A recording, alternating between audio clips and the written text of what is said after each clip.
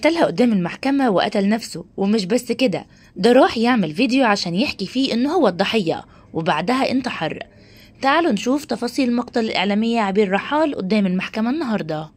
الموضوع بدأ بيوم عادي في محكمة شحيم الشرعية في بيروت، ناس داخلة تحل مشاكلها وناس خارجة بكل هدوء، لحد ما صدى صوت طلقة الرصاص فزع الجميع والناس كلها بقت تجري ومحدش فاهم ايه اللي حصل جوه المحكمة. وهنا كانت الإعلامية عبير الرحال واقعة على الأرض بسبب رصاصة في الراس، والصدمة الكبيرة اللي عمل كده جوزها خليل مسعود اللي بعد ساعات من جريمته انتحر. ولكن كل ده ليه؟ وهنا ظهرت الإجابة في فيديو نشره خليل قبل جريمته وقال فيه: عبير رحال إنسانة ناقة جميل، إنسانة ممثلة كذابة خاينة، بنت حرام بتحب هي بنت بتحب الحرام.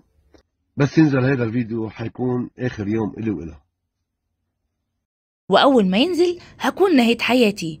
خليل اتكلم عن خلافات مالية كبيرة بينه وبين عبير بسبب شغلهم مع بعض في المواقع الإلكترونية، ووجه ليها اتهامات خطيرة زي الخيانة وإنه كان عايز يقول للعالم إنه مش غلطان.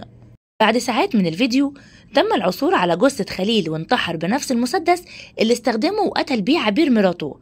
الحكاية دي صدمت الكل، ناس كتير بتسأل ازاي الحب اللي كان بينهم ينتهي بالشكل ده، ولكن الإجابة واضحة وضوح الشمس. الغضب والاتهامات لما بيسيطروا على العلاقة النهاية بتكون دايما مأساوية.